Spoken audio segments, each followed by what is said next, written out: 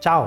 Аз съм Марко Лутяри и добре дошли в моята кухня. Днеска иска да ви покажа една хубава и интересна рецепта. Ще правим роло пълна с сирена и ще добавяме нашата уникална домашна едросмяна лутеница.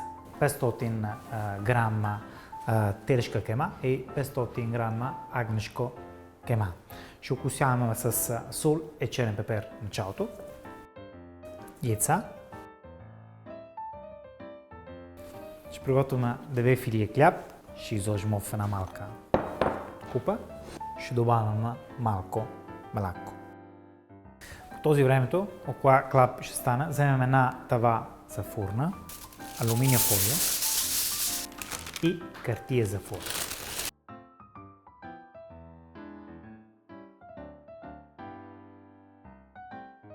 След като направим този процес, пускаме върху хартия направо.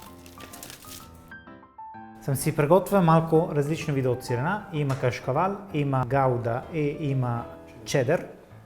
Да настъргаме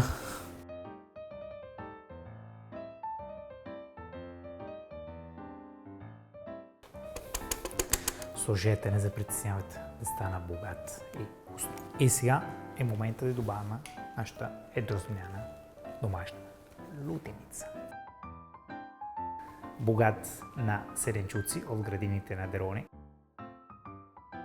Сме го затворили добре от всяка страни, както бомбон, да може да не излезе от нищо. Сега добавяме една чаша вода и го пускаме в фурната на 200 градус около 40 минути. Сега ще изкараме роло след 40 минути, къде се мина.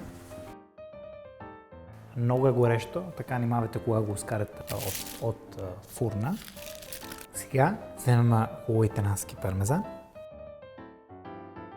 Добавяме една капка зехтин и пускаме фурна само от горе на грил, да може да се запече. Сега ще организираме една гарнитура с нашето роло.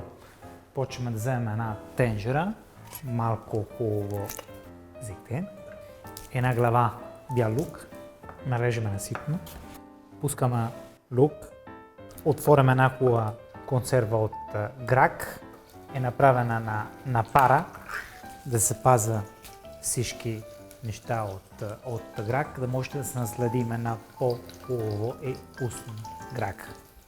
Добавяме малко мащерка вътре, артишок, малко сол и малко черен пепер. И нашата гарнитура е готова. Извадаме телешко. Сега е момента наистина да не се чупе, да знаете.